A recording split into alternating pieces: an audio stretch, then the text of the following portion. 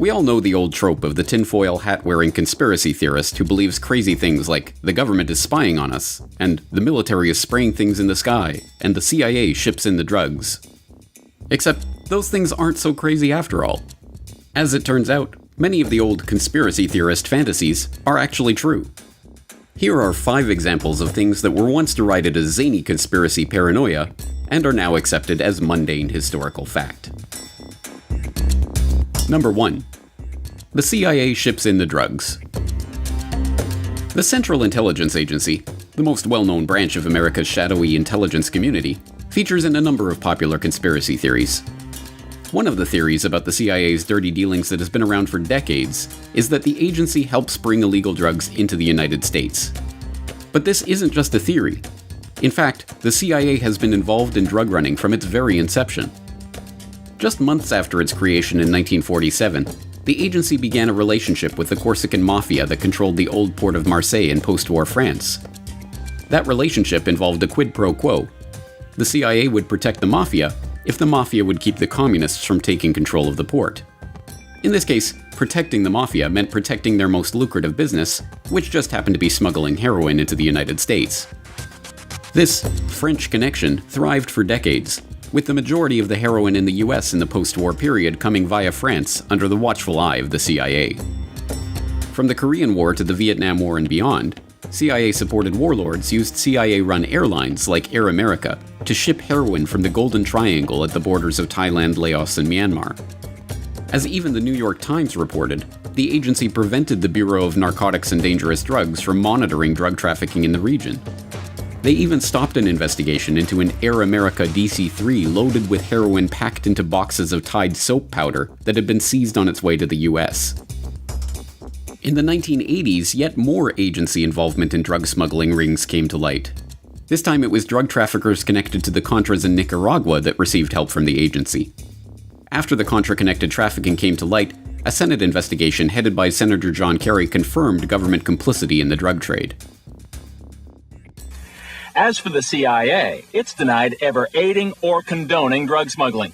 Reports were reaching the highest councils of our government, in the White House and in the Justice Department. There is no question of that. I can document that. The White House and Justice Department disputed Kerry's report at the time, but he still believes some government officials turned a blind eye towards drug dealing in the mid-1980s, after the time at the heart of Gary Webb's stories. In the 1990s, award-winning journalist Gary Webb traced the Contra's CIA-protected backers to cocaine shipments into the US, and, ultimately, to the crack epidemic of the 1980s.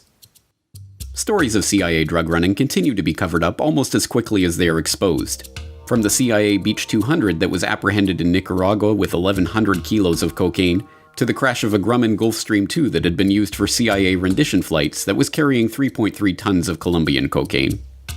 Then there's the CIA's relationship with Afghan drug warlord Ahmed Wali Karzai in Afghanistan, and the admission that the Sinaloa cartel was aided by US agencies, and the recent confession that famed Colombian drug king Pablo Escobar worked for the CIA. At this point, the fact that the Central Intelligence Agency has facilitated drug running into the United States is one of the worst-kept secrets in history. I will tell you, Director Deutsch, as a former Los Angeles police narcotics detective, that the agency has dealt drugs throughout this country for a long time.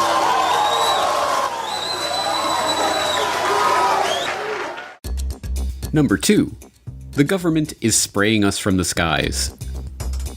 It is incumbent on everyone who wishes to remain in the respectable, polite circles of society that they deride all chemtrail theorists as kooky fringe-nut wingbats, or whatever the ad hominem du jour is.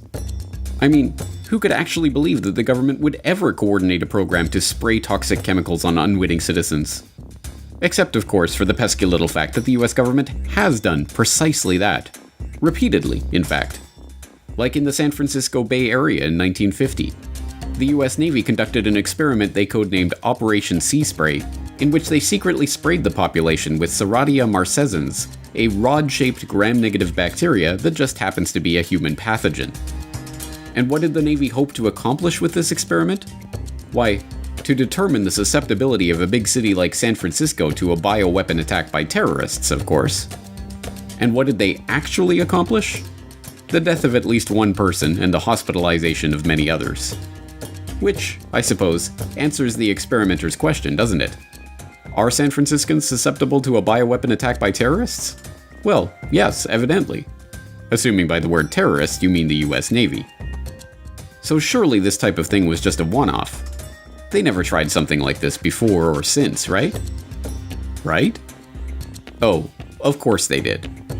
Like in 1953, when the US Army secretly dumped a carcinogen on unknowing Canadians in Winnipeg and Alberta as part of a Cold War weapons test.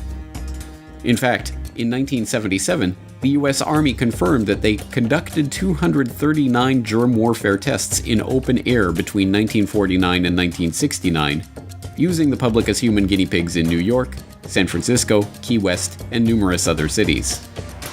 But don't worry, everyone. I'm sure the government wouldn't be doing anything like this to the unaware masses today.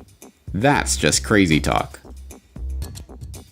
KSLA News 12 discovered chemtrails are even mentioned by name in the initial draft of House Bill 2977 back in 2001 under the Space Preservation Act. But the military denies any such program exists. Jeff Farrell, KSLA News 12 reporting. And, it turns out until 9 years ago, the government had the right under U.S. law to conduct secret testing on the American public under specific conditions. Only a public outcry repealed part of that law, with some exceptions. Number 3. Governments stage terror attacks. Over the last decade, internet conspiracy analysts have brought the term false flag to the public consciousness. In naval warfare, a false flag refers to an attack where a vessel flies a flag other than their true battle flag before engaging their enemy. It is a trick, designed to deceive the enemy about the true nature and origin of an attack, and it has been used over and over by government after government for hundreds of years in order to motivate their people for war. In the 1780s, Swedish King Gustav III, looking to start a war with Russia in order to shore up his own domestic political power, dressed some of his own troops in Russian military uniforms and ordered them to attack a Swedish outpost on the Russian border. The ruse worked, and the Swedes, outraged at this supposedly Russian attack, gave the king the authority to launch a defensive war. In 1931, the Japanese were looking for a pretext to invade Manchuria. On September 18th of that year, a lieutenant in the Imperial Japanese Army detonated a small amount of TNT along a Japanese-owned railway in the Manchurian city of Mukden.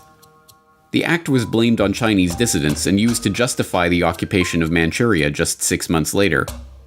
When the deception was later exposed, Japan was diplomatically shunned and forced to withdraw from the League of Nations.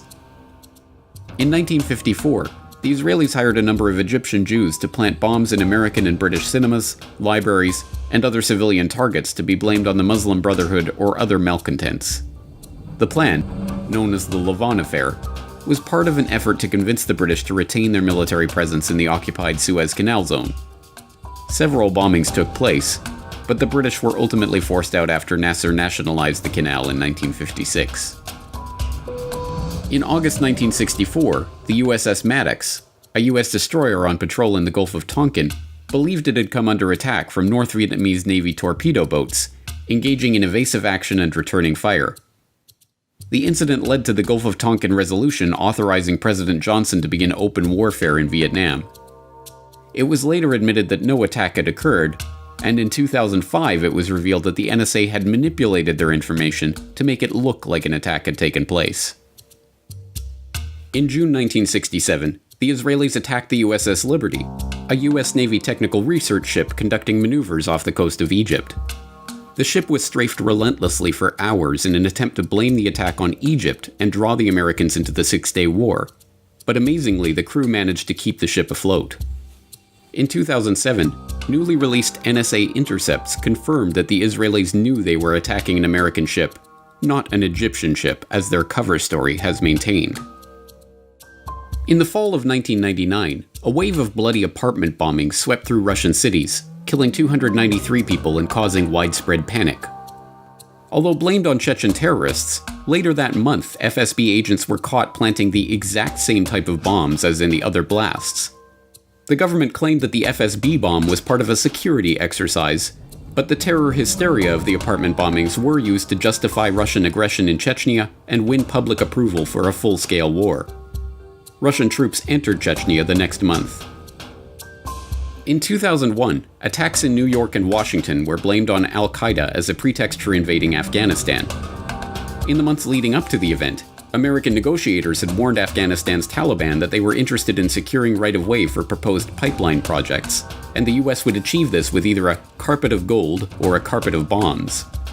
The Bush administration's first major national security directive, NSPD-9, a full-scale battle plan for the invasion of Afghanistan, including command and control, air and ground forces, and logistics, was drafted and sitting on the president's desk to be signed off on September 4th, 2001, 7 days before the 9/11 attacks. The invasion proceeded as planned in October. Naturally, mainstream commentators have to pretend that false flags and staged terror incidents are ludicrous flights of fancy that have no historical precedent. Unless they're talking about one of their enemies, like Russia staging a false flag incident. Then it's perfectly acceptable. Number 4. The CIA ran mind control experiments on unwitting Americans. Ever hear the theory that the government abducted people against their will and experimented on them to study mind control techniques and mind-altering chemicals? Well, it isn't a theory, it's a documented fact. The US government did run just such a program, dubbed Project MKUltra, and it was exposed in the 1970s. Or, at least parts of it were. What we don't know about Project MKUltra and its affiliated sub-projects could probably fill several warehouses with books, but what we do know is voluminous and scary enough. The formerly top-secret program was as horrific as any dystopian fantasy ever devised, and is now openly acknowledged and documented. Even the Wikipedia article on the subject admits that the project was completely illegal, employed unwitting test subjects, and attempted to manipulate people's mental states and alter brain functions through the surreptitious administration of drugs, especially LSD and other chemicals, hypnosis, sensory deprivation, isolation, verbal and sexual abuse, and other forms of torture. Some aspects of the MKUltra nightmare are relatively well known by now. One series of experiments, presided over by Sidney Gottlieb, involved administering LSD to unwitting Americans, including mental patients, prisoners, drug addicts, and prostitutes. This included Operation Midnight Climax, in which unsuspecting men were drugged and lured to CIA safe houses by prostitutes on the CIA payroll. Their sexual activity was monitored behind one-way mirrors and used to study the effect of sexual blackmail and the use of mind-altering substances in field operations. Another experiment, dubbed MKUltra Subproject 68, was overseen by the esteemed psychiatrist Dr. Ewan Cameron. This subproject involved Dr. Cameron using LSD, paralytic drugs, electroshock therapy, and drug-induced comas to attempt to wipe patients' memories and reprogram their psyche. When brought to light, the program was identified as an attempt to refine methods of medical torture for the purpose of extracting information from unwilling sources, and condemned. Lawsuits regarding the blatantly illegal experimentation conducted by Cameron continue to this day. Yet despite CIA assurances that the program was scrapped in 1973, would the CIA ever lie to us? Documentary evidence continues to emerge that the program was far more extensive and horrific than the public was ever told. But simply pointing to the documented horrors that took place during the officially acknowledged period of the officially acknowledged program's officially acknowledged existence is enough to make even the most stubborn conspiracy deniers squirm in their seats. MKUltra would mostly be remembered for its drug experiments. I'm going to give you this cup that contains lysergic acid 100 microgram. Will you drink it? That's acid.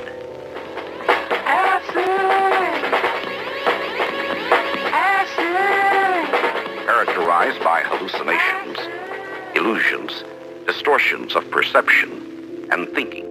John Gittinger, recently retired chief psychologist for the CIA. We could disable a whole city by putting a very small amount in a water supply. Everything from prostitution studies to poisons to top secret weapons like the heart attack gun grabbed headlines with sensational accounts of the CIA's sketchy techniques. Have you brought with you some of those devices which would have enabled the CIA to use this poison for killing people? Good evening. The White House disclosed today that the CIA's drug testing program on unsuspecting Americans had been more expensive than the agency had admitted. CIA secretly funneled money through scores of research foundations, colleges, hospitals, and clinics, including a $375,000 grant through the Geschicter Research Fund here in Washington. The complex and compartmentalized management of such a large project, through front groups and with the participation of countless agencies and institutions to carry out secret research, should be a testament to just how sophisticated and shadowy government science had become. There are names of doctors, there are names of officials, there are names of former and present CIA officials who were involved, names of hospitals, and depending on how you treat it, it could be sensational. Number 5. I don't like them putting chemicals in the water that turn the friggin' frogs female? You've probably seen the memes about it. It's one of the best known and most parodied conspiracy memes of recent years, constantly held up as an example of how utterly deranged and off-base online conspiracy theorists are. That turn the friggin' frogs gay. Do you understand that? Turn the friggin' frogs gay. Do you understand that? After all, everyone knows that chemicals in the water aren't turning the frogs gay. They're turning them female. Reports began to emerge on this phenomenon a decade ago, like this one from Live Science. Pesticide turns male frogs into females, which points out that scientific research is demonstrating that a commonly used pesticide known as atrazine can turn male frogs into females that are successfully able to reproduce. Atrazine, it turns out, is a weed killer used primarily on corn crops and can cause sexual abnormalities in frogs, such as hermaphroditism, having both male and female sex organs. The study from 2010 further discovered that atrazine's effects are long-lasting and can influence reproduction in amphibians. The results suggest that atrazine could have potentially harmful effects on populations of amphibians, animals that are already experiencing a global decline. And despite the steady flow of funny memes this observation has generated, this is no laughing matter. As study author Tyrone B. Hayes of the University of California, Berkeley explains, the study suggests that atrazine, which is banned in Europe, could have potentially harmful effects on populations of amphibians, animals that are already experiencing a global decline. Though there's no mention of the frog's sexual preferences, pesticides are admittedly bending the genders of amphibians. And to top it all off, since atrazine interferes with the production of the sex hormone estrogen present in people and frogs, the findings could have implications for humans as well. But it isn't just atrazine. Over the last century, mass manufacturing of plastics and other products have meant that our environment is now awash in chemicals called endocrine disruptors, which, a growing body of research suggests, interferes with sperm production and may impair human fertilization. These chemicals may be one of the reasons that sperm counts are undergoing a dramatic drop in developed countries and other issues with men's health, including testicular cancer, undescended testes, and low sperm count. That's actually a pretty big deal. But I guess if you want to make trendy hipsters laugh, just tell them these completely admitted scientific facts about the pesticide that are wreaking untold havoc on our environment, and then do your best impression of a loudmouth Texan ranting about gay frogs. You'll have your friends in stitches. Just don't say it's a theory. In conclusion, in truth, there are many more examples of conspiracy theories that turned out to be true. From the US government knowingly injecting poor black sharecroppers with syphilis, to the CIA heart attack gun, to the anonymous letter that the FBI wrote to Martin Luther King urging him to kill himself. So, what other not-so-theoretical conspiracy theories do you know of? Let us know in the comments below. There has never been a conspiracy in this country.